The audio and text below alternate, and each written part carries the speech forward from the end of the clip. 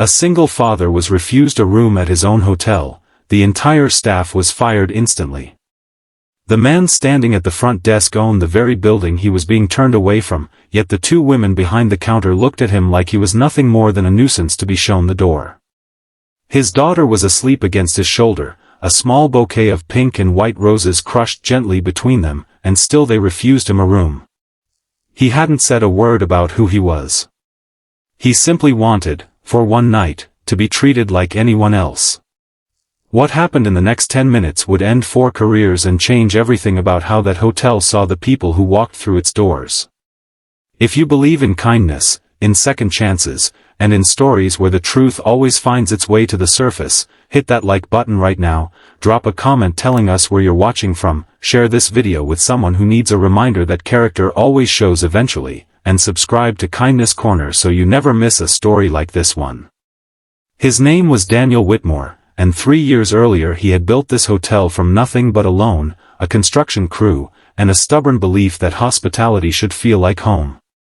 He had poured everything into the Lindenhall, a boutique hotel tucked into a quiet street downtown, hiring staff personally, training them himself, insisting that every guest be treated with warmth regardless of how they looked or what they wore. But Daniel had stepped back from daily operations after his wife passed away, leaving him to raise his 4-year-old daughter, Mia, alone. He trusted his general manager to keep the culture intact. He trusted the people he had handpicked to remember what the hotel stood for. He hadn't visited in person for nearly 8 months. That evening, he had driven 3 hours after a work trip, exhausted, unshaven, wearing a wrinkled shirt because Mia had fallen asleep in the car and he hadn't wanted to wake her to change. He walked in carrying his daughter, a diaper bag, and a bouquet he'd bought for the surprise birthday party his sister was throwing him the next morning at the hotel itself, the one place that felt like family. He simply wanted a room to rest in before the celebration. The woman at the desk, a receptionist named Claudia, looked him up and down and told him, without checking anything, that the hotel was fully booked.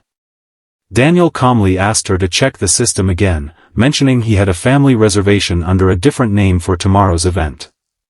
The manager on duty, a woman named Renee, stepped forward with her arms crossed and said the hotel had a policy of prioritizing verified guests, and that walk-ins without proper identification or a confirmed booking were, unfortunately, turned away, especially late at night.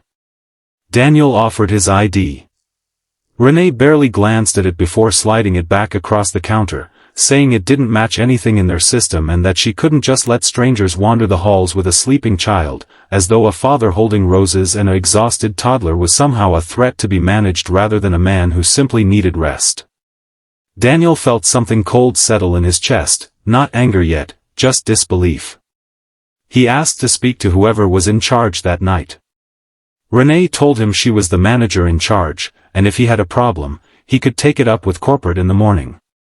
Behind her, other staff members exchanged smirks, one making a quiet comment about people trying to sneak in for free rooms with a kid as an excuse, a comment Daniel heard clearly even though it wasn't meant for him. Mia stirred against his shoulder, her small hand tightening around her teddy bear, and Daniel realized in that moment that his own hotel, the place built on the promise that no one would ever be made to feel small within its walls, had become exactly the kind of place he swore it never would. He didn't argue further. He simply nodded, thanked them for their time, and turned to walk back out into the cold parking lot, holding his daughter close, feeling the sting of humiliation in a building that bore his name on the ownership documents locked away in a drawer at his lawyer's office.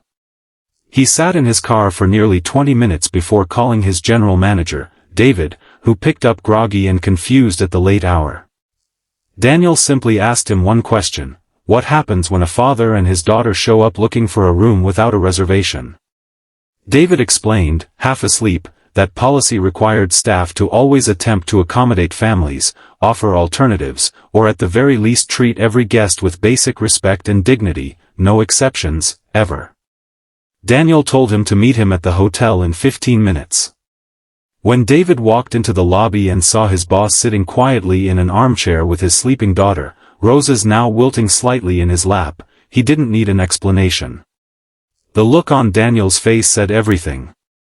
Word spread through the night staff within minutes that the man they had turned away, the man Renee had dismissed as a nuisance and Claudia had barely acknowledged, was in fact the owner of the entire property, the very brand they represented every single shift. By morning, after David reviewed the security footage and heard directly from Daniel what had transpired, 4 staff members involved that night, including Renee and Claudia, were let go immediately, not out of vengeance, but because the values Daniel had built his company on had been violated in the most personal way possible, against his own daughter, in the building meant to be a refuge for anyone who walked through its doors. But this story doesn't end in bitterness. Daniel used that painful night as a turning point. He personally retrained every remaining staff member across all 3 of his properties, instituting a new rule that no guest, regardless of appearance, background, or how they arrived, would ever again be treated as less than worthy of basic human kindness. He hired a young single mother named Renee had once turned away from a job interview months earlier for being underqualified, giving her the general manager position instead, someone who understood firsthand what it felt like to be judged before being known. If this story moved something in you, if you believe kindness should never depend on how someone looks or what they seem to have, please take a moment to like this video and share it with someone who needs a little hope today. And before we go, we'd love for you to comment one word below that describes what kindness means to you. A year later, the Lindenhall became known not just for its comfort, but for a simple handwritten sign behind the front desk that read, "Every person who walks through this door is someone's whole world. Treat them that way." Daniel kept it there as a quiet reminder, not of the night he was refused a room in his own hotel, but of the lesson it taught him about the kind of world he wanted his daughter to grow up believing in, one where dignity was never optional, and second chances could rebuild everything that judgment had nearly destroyed.